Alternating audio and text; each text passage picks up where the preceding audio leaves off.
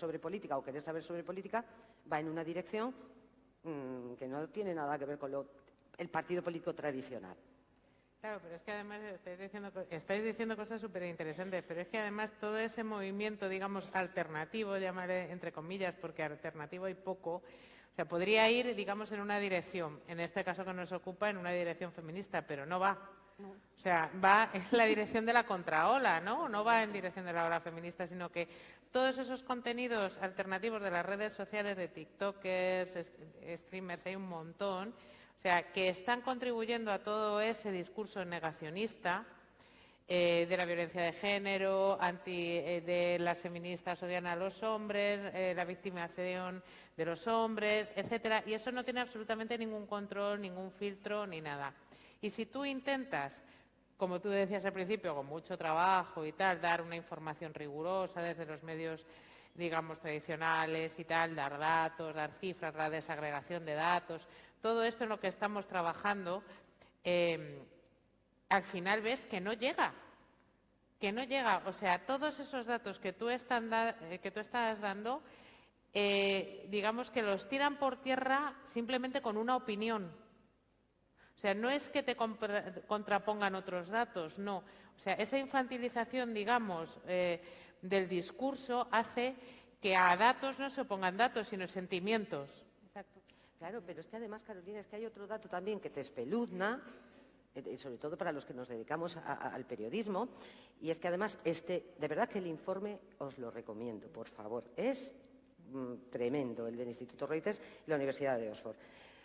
El estilo tradicional que estábamos comentando antes de contar historias no les interesa, le interesa solo una capa poblacional que va de los 45-50 en adelante, y dicen que otra preferencia que tienen y que hace tambalear las bases de los medios tradicionales es que ellos quieren que el periodista, les parece oportuno, desean que el periodista, la periodista opine. Por favor, ¿qué está pasando con esa línea entre la información y la opinión? Os hemos ganado la partida. Si los mezclamos todo, Totalmente. ¿qué sucede? Los medios tradicionales, no, indudablemente, porque ya la línea se ha roto. ¿Esto qué es? ¿Un magazine continuo? Es que, ¿Un al jitijiti final, total? cuando nos enfrentamos a la información o a la comunicación, no podemos olvidar ese matiz, ese capitalismo, ¿vale? Todo es mercancía y ahora con las redes sociales es brutal. O sea, todo el rato nos están intentando vender algo. Y el problema es que ahora, como encima entramos y les damos toda nuestra vida, porque la gente entrega, antes todavía, por ejemplo, las agencias de marketing teníamos que hacer encuestas, grupos focales, no sé qué. Ahora con tener una buena herramienta de rastreo de redes sociales ya tienes el trabajo hecho. Y ya te digo yo que no son muy caras. Con lo cual, estamos consiguiendo todos esos datos de manera gratuita, porque claro, de verdad que la gente, que las redes sociales, las plataformas, etcétera, que encima están en manos de muy poca gente y hombres, ¿vale? Porque precisamente hablando de ese consumo de redes sociales, por ejemplo, 10 de cada 9 personas tienen redes sociales en España y a la cabeza están las 5 o 6 redes sociales de Meta, porque esos son monopolios creados por hombres, con algoritmos pensados por hombres, que además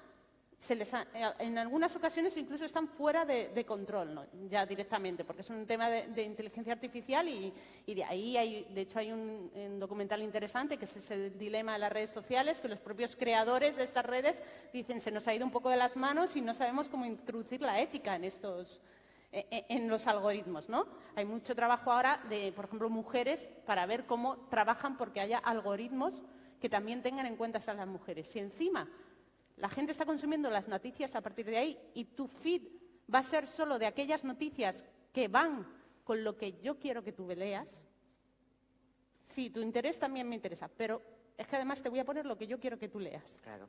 Pero es que además, hablas de los algoritmos. Siempre hay un concepto y es que los algoritmos son machistas. No, perdón, machistas no son los algoritmos. Machista es el que hace el algoritmo. Claro, el que lo diseña. El que diseña el algoritmo. El que lo diseña se lo han encargado previamente. Efectivamente. O no cae. Igual que, por ejemplo, no le interesa que sea feminista. Igual que, por ejemplo, en las cadenas de ascenso. Las cadenas de ascenso, cuando hablamos, que ahora lo hablaremos y lo abordaremos cuando tú nos invites a ello, cómo vas ascendiendo asciendes, porque todavía seguimos teniendo en este país esa joya costumbre, y permitirme la expresión que es muy coloquial, de las relaciones sociales. Y dentro del periodismo esto también se da. No nos confundamos. Mientras yo tenía que irme a cuidar a mi hijo, mi compañero resulta que se iba de copas con el Guardia Civil, el Policía Nacional. Porque yo tenía que irme a cuidar a mi hijo, a encargarme de él. Y yo, mis fuentes, las tenía que conseguir de otra manera, de una manera mucho más costosa. O sea, no me podía ir de copas, por no decir irme de otras actividades extraescolares. Lo que está claro es que las redes sociales se han transformado, se han convertido para muchísima gente, sobre todo en los más jóvenes, no sé si se me escucha, en un medio de comunicación. Y ese es el problema. Claro, pero es que yo creo... Ahí cabe todo, es un embudo. Claro, que no habría tanto problema si la gente en general tuviera suficiente pensamiento crítico, actitud crítica ante lo que recibe, para cribar más o menos si le están vendiendo una trola, si esto que le cuentan está fundamentado, de dónde viene, de dónde no, si es incoherente o si es simplemente está escuchando lo que quiere oír. El problema, yo creo, fundamental es que ese pensamiento crítico, digamos que se está diluyendo, porque interesa que se diluya, que seamos, en general, en la sociedad una masa crítica.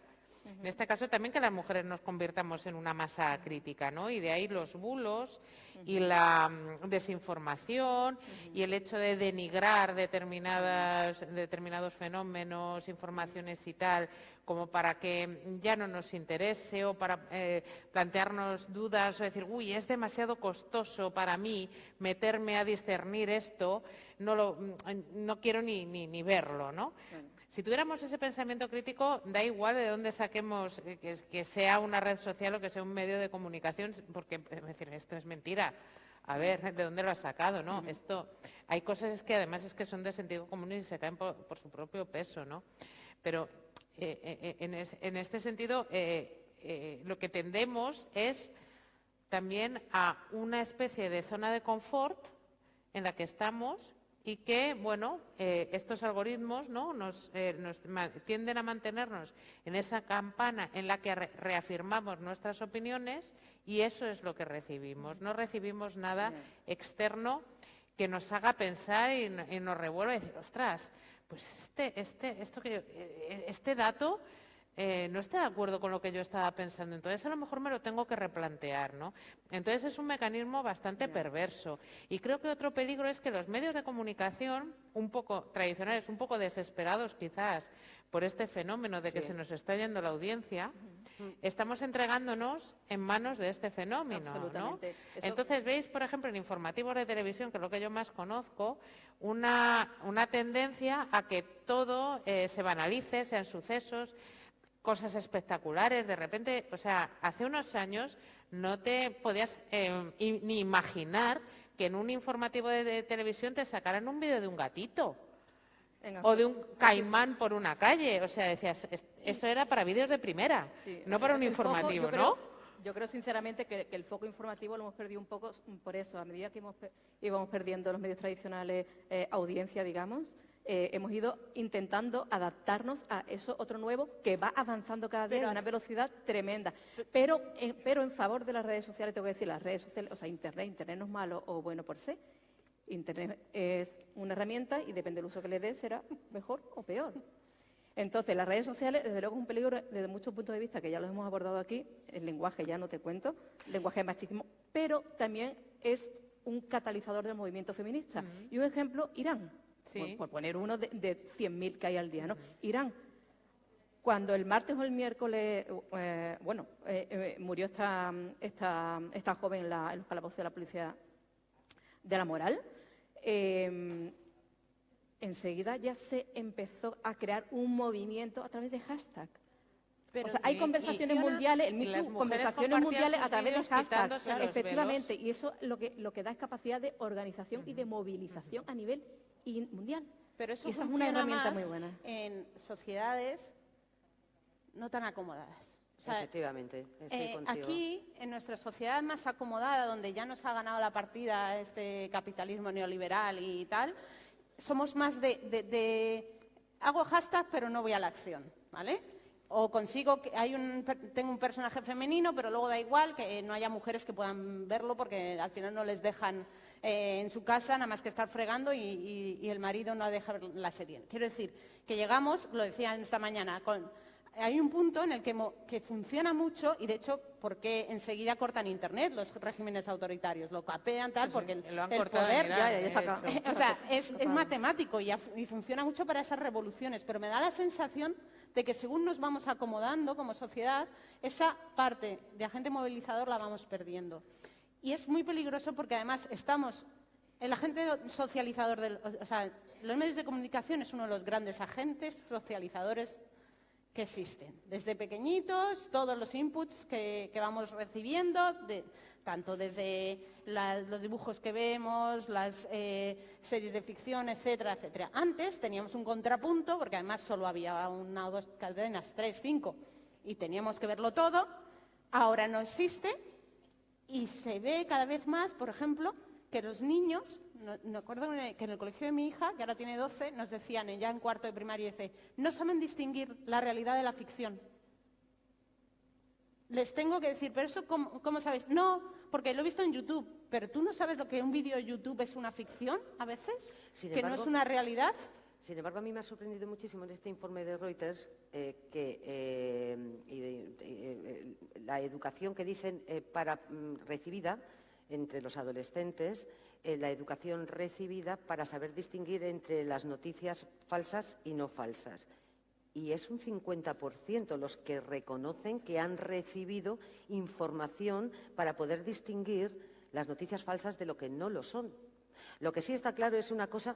Pero faltará la perspectiva de género, seguro. Ah, bueno, indudablemente. Porque en otras cuestiones como el cambio climático vamos muy avanzados. Claro, de perspectiva de género ya ni hablamos, porque además lo que sí es una evidencia, y cualquier estudio lo dice y lo acredita, y las que trabajamos en esto lo sabemos, es que en la presencia de las mujeres en las informaciones que se elaboran y la cualificación de ese testimonio y de esa presencia no va en consonancia con los logros conseguidos por las mujeres. Y aquí tendría que hacerse un capítulo, creo yo, de verdad, y deberíamos dedicarle por lo menos unos minutillos a las expertas, al testimonio de las expertas. De verdad, es penoso el testimonio de las. Además quiero también decir una cosa, que en tono también un mea culpa por parte de nosotras mujeres. No es que seamos las culpables, ojo, pero es que tampoco nosotras nos ponemos tan bien. Mirad, comentábamos antes el tema del programa La Mirada. Cuando estábamos haciendo el programa La Mirada, era un programa que era de 9 a 10 de la noche. Y era todo de expertas, porque además no os podéis, bueno, si os lo podéis imaginar, perdonadme, claro que os lo imagináis, las pedazos de mujeres que tenemos en este país, en Andalucía, de verdad, que están trabajando, haciendo unos trabajos y investigando y tal, que es que dicen, flipas. Tremendo. ¿Qué sucede? Cuando estamos en la información diaria, del día a día, como vamos con el estrés, como vamos con la prisa, como vamos a lo rápido, vamos a lo primero que se nos ocurre. Lo primero que se nos ocurre siempre es el mismo listado, que es el listado de hombres. Porque es lo fácil que, venga, llamo y llamo inmediatamente. Y además tenemos un problema las mujeres, y os lo digo de verdad, que es el tema, lo hemos comentado también, creo que Silvia Buavén también lo había comentado con anterioridad, que es el tema de nuestra promoción personal. Nos da vergüenza que no nos promocionamos, que yo he estado en este programa y que he llamado a eminencias y tal, no, a ver si encuentras a otra, yo nada más que desempeño mi trabajo, no, es que a mí no me gusta, tú llama a un hombre, mira, te llamo para ver si me puedes contar, no te preocupes, a qué hora, dime cuándo, cómo y qué día, pongo yo hasta dinero incluso.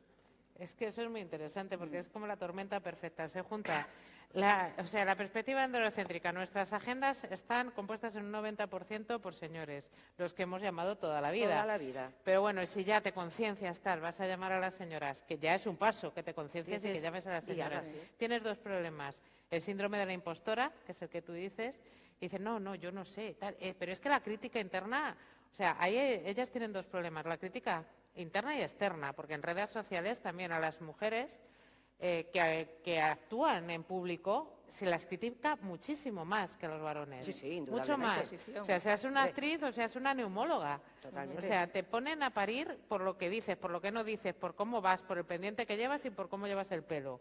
cuando al señor no. No. Y luego tus pares. O sea, yo tengo hablado con mujeres del ámbito académico que dicen, es que joder, hasta los de mi departamento se me pueden poner a parir.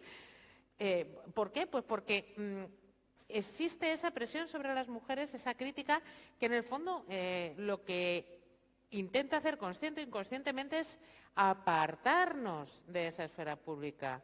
Que no salgamos, que no nos atrevamos, porque es que nos va a costar caro. No, Entonces, o remitirte. No, bueno, sí, pero ese bueno, no es mi nosotros tema somos completamente un fulanito. equipo, o nosotros somos un equipo. Entonces, Esto fulanito. debería de decirlo el jefe, porque todos los jefes de equipos de investigación, o sea, todas las personas responsables de los equipos de investigación, o mayoritariamente, todas las personas todos los grupos de investigación, yo no sé ni cómo, no me expliquéis cómo, tienen muchísimas mujeres, pero resulta que lo manda siempre un hombre. En la universidad. O sea, es que es de verdad demasiado. Entonces, esa persona está especializada en este asunto, no puedes contar con esa persona. Ahora contamos con otra cosa. El programa, por ejemplo, este que os digo, era de 9 a 10 de la noche. La conciliación. La conciliación. Se me ha dado el caso dice, bueno, es que claro, como es que a esa hora estoy con las cenas, estoy con los niños, como era el programa de 9 a 10. Los niños, la cena y tal. Bueno, mujer, por favor, entra, hombre, por Dios, no lo tienes que contar, tal, ahí te pones, ahí tal y cual. La criatura con el niño, gritando debajo mientras ella estaba hablando y diciendo el niño, mamá, mamá, mamá, y la pobre avergonzada viva. No, es que el niño, digo, no te avergüences, esta es nuestra realidad. Tú me estás hablando de nanotecnia, verás, pero es que tienes al niño que te está tirando de esto. Que se oiga en la radio, claro que sí, que se vea cuál es esa realidad, Sí, la de esa fíjate, doble presencia, Sí. que eso a ellos no les pasa. Se Y que- hizo un estudio durante la pandemia de los artículos, lo hicieron es un montón de revistas científicas del campo de las humanidades y de las ciencias como las entendemos, de los artículos que se habían publicado, artículos científicos, también de humanidades, durante la pandemia. Entonces vieron que la proporción de artículos había decrecido la de autoría femenina, mientras que la de autoría masculina se había mantenido igual o incluso había aumentado. Entonces, claro, ¿y esto por qué será? ¿Por qué será? Claro, y llegaron a la brillante conclusión de que durante el confinamiento ellas, las investigadoras, además de investigar, o más bien, en lugar de investigar, se habían dedicado a cuidar, a realizar las labores de la casa, etcétera, mientras que ellos, los investigadores, se habían dedicado a investigar. Yo no quería dejar muy en negativo el tema de lo positivo de las redes, ¿no? Como para Sí. la movilización. Es necesario.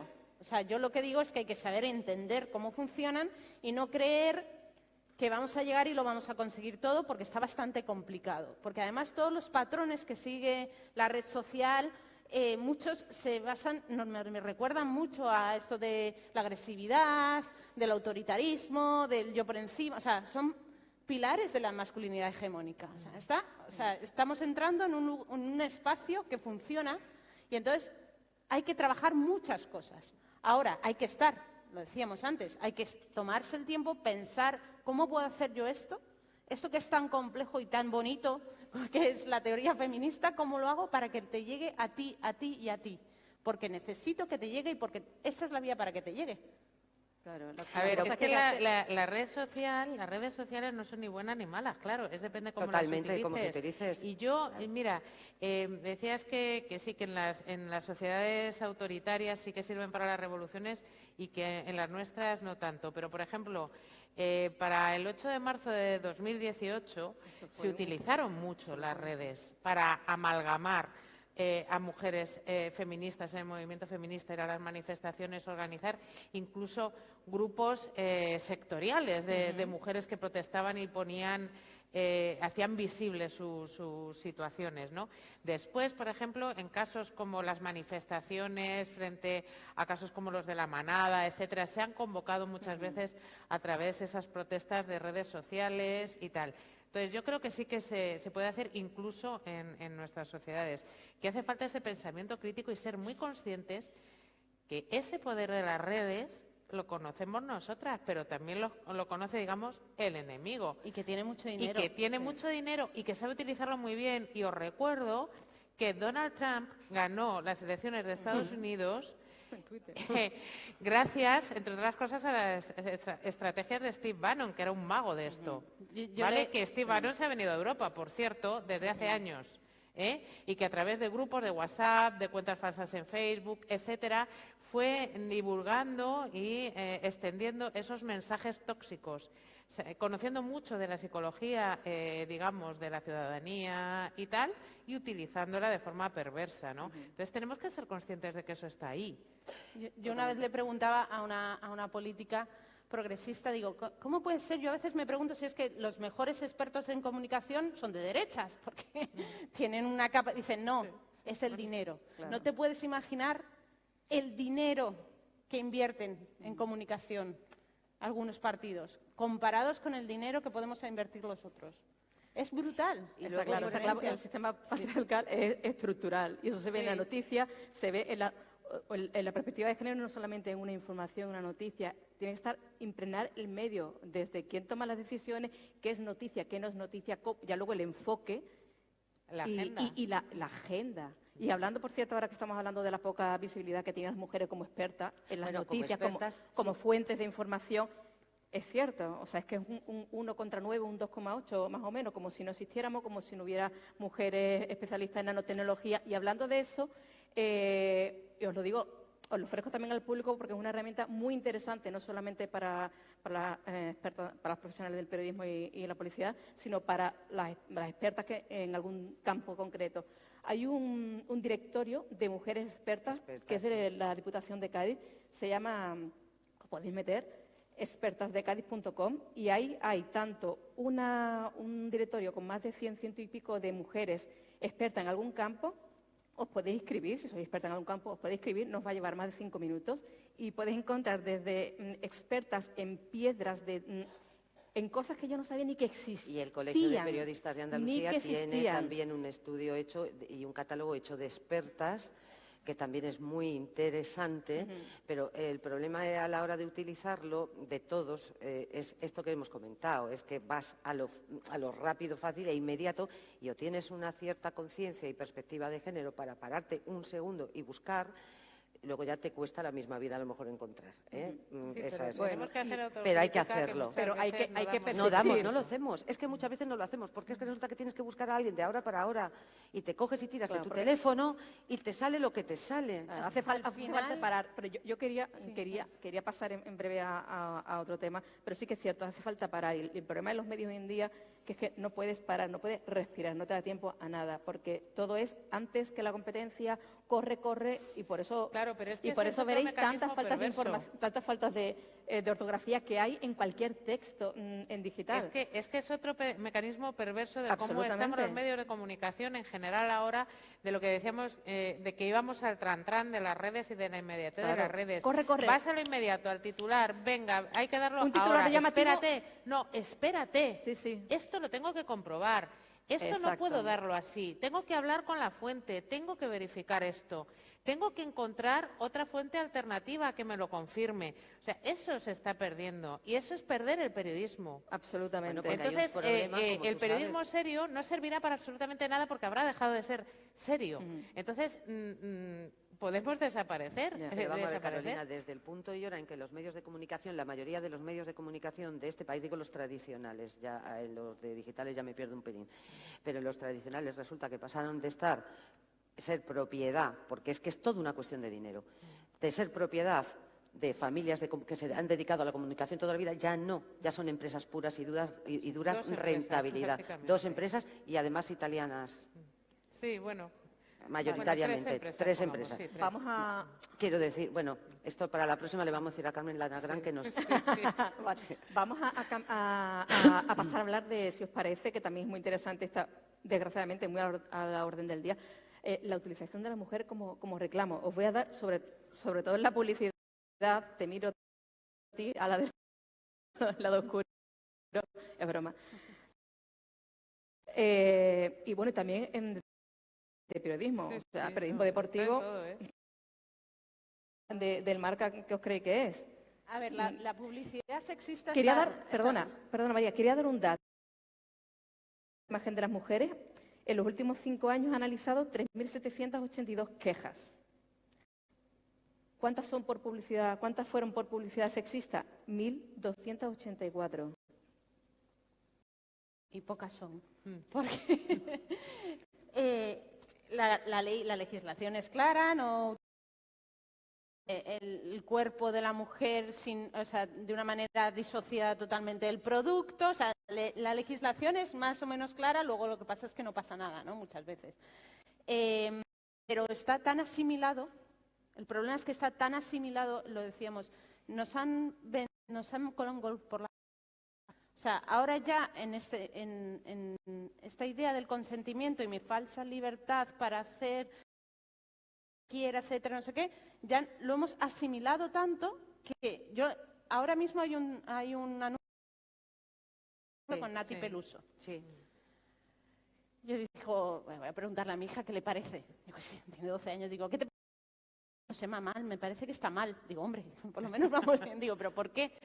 Digo, no, porque a lo mejor podría parecer, oye, está empoderada, hace lo que le da la gana y nadie le dice nada, porque claro, luego hay que trabajar muy bien cómo afrontas estas cosas, porque tampoco, ostras, la vida cambia y hay que parecer que no estás tampoco culpabilizando a la mujer por utilizar su cuerpo, etcétera, ¿no?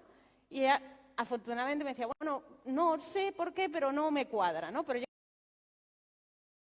ya lo empezamos a asimilar como algo normal, es un instrumento más, ¿no? La sociedad lo normaliza. Hay mucha gente que estamos concienciada contra la sexista y cuando ya tienes esa perspectiva de género, esa capacidad, pues todo te chirría. Eso los así generalizada, no en la carrera no te hablan de ello, etcétera. O sea, este es un mundo en el que hay muchas mujeres, pero igual también hay muchos jefes, prácticamente todos, en el cual se trabaja horarios locos, no lo siguiente, imposibles para una promoción de una mujer, a no ser que empieces a renunciar a muchas cosas.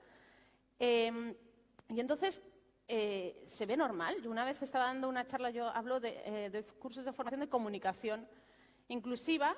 Claro, como decía, yo simplemente no les hablo de la desdoblación, del lenguaje inclusivo. Empiezo a hablarles de las desigualdades para que entiendan desde dónde viene, de los estereotipos, etcétera, etcétera, y de esa otra comunicación no verbal, la comunicación de imágenes, etcétera. Me decía un directivo, bueno, le pongo el anuncio de Perlán, que son varias mujeres detrás de distintos detergentes. Ya tenemos un tema asociación de mujer y detergente, ya ahí tenemos una, y luego ellas todas, cada una más desnuda, ¿vale? Así muy sexy, no sé qué. Y dice, bueno, es que si tú haces un estudio y sabes que eso vende más y es por la productividad de tu... Pero digo, pero ¿quién es tu público? O sea... Es que... Digo, ¿de verdad que tú crees que nosotras vamos a ver eso y vamos a decir, hoy voy a comprar Perlán porque voy a ser más sexy que nadie? O sea, no, os estáis montando una película que no es así. Es que de todas maneras, mira, por ejemplo, los datos del Consejo Audiovisual de Andalucía en materia publicitaria y cómo está representada la mujer en publicidad, lo dice además claramente y además da unos datos que son sinceramente espectaculares, ¿no? El tema de la publicidad sexista, ¿no? Entre otros datos, por ejemplo, te dice que hay una presentación explícita de un único destinatario, hombre o mujer, en un producto que puede ser utilizado por ambos sexos. Es decir, se asignan roles en estas publicidades, ¿no? Luego, el perfil de la mujer siempre sigue siendo el mismo. O es una mujer sensible, dulce, comprensiva, madre trabajadora, abnegada, la crianza, el trabajo, cuidadora de su familia, en fin, perdona, el mensaje tradicional que se ha dado toda la vida sobre las mujeres. La gran sexualización que se hace de las niñas. Perdona, a los niños no se les sexualiza. Las niñas aparecen casi con 1 año, ya con los labios pintados y con aquí... disculpa, por muy modernas que seamos todas, no sé cómo explicar. O sea, son niñas, ¿no? Es decir, que eso sigue pasando. Que pese a que pongan un anuncio en el que esté un hombre limpiando esta mesa, perdona, que no. Que luego está el de Desigual de Nancy Peluso, como dices tú, que está con una braga metida en un arete y ella en pelota. Que es como está. Hay sexo y pornografía en todo. Entonces, es la base de la ¿qué comunicación. control hay pero sobre es esa que- publicidad? Hay más control porque están los observatorios de publicidad sexista. Hemos avanzado, también, Sí, por Pero favor. es que no es solo en la publicidad, es que es en los programas de entretenimiento.